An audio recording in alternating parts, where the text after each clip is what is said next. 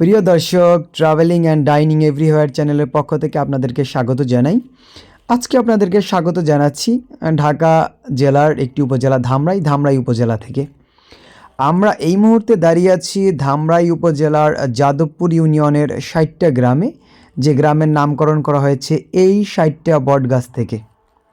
তো আপনারা দেখতে পাচ্ছেন সুবিশাল একটি বটগাছ, যেটি প্রায় ৫ বিঘা জমির উপরে দাঁড়িয়ে আছে। এত বড় বটগাছ আমি এর আগে কখনোই দেখিনি। খুবই সুন্দর। আমরা আজকে ঘুরতে এসেছি ঢাকা জেলার একটি উপজেলা, পার্শ্ববর্তী উপজেলা ধামরাই উপজেলার যাদবপুর ইউনিয়নের ৬০টা গ্রামে। ইতিহাস থেকে জানা যায় দেবীদাস বংশের লোকজন এখানে বসবাস করতেন আজ থেকে প্রায় 450 থেকে 500 বছর আগে, এবং তারা এই বটগাছ দুটি লাগিয়েছেন। এখানে পাশাপাশি দুটি বটগাছ মিলে একটি গাছের আকার ধারণ করেছে। দেখতে খুবই সুন্দর এবং খুবই জটিল আকৃতির একটা কাঠামো দাঁড়িয়েছে এই গাছে। আপনারা দেখতে পাচ্ছেন যেখানেই গিয়ে এর শাখা প্রশাখা ছড়িয়ে পড়েছে সেখানে থেকেই একটি মূলের তৈরি হয়েছে। খুবই সুন্দর। যারা ঢাকার আশেপাশে আছেন তারা চাইলে একটা ডে ট্যুরে আসতেই পারেন।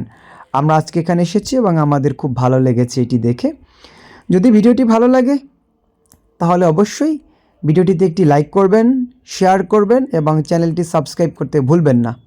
আর যদি এরকম ভিডিও পেতে চান তাহলে তো সাবস্ক্রাইব মাস্ট। ভালো থাকবেন। আল্লাহ হাফেজ।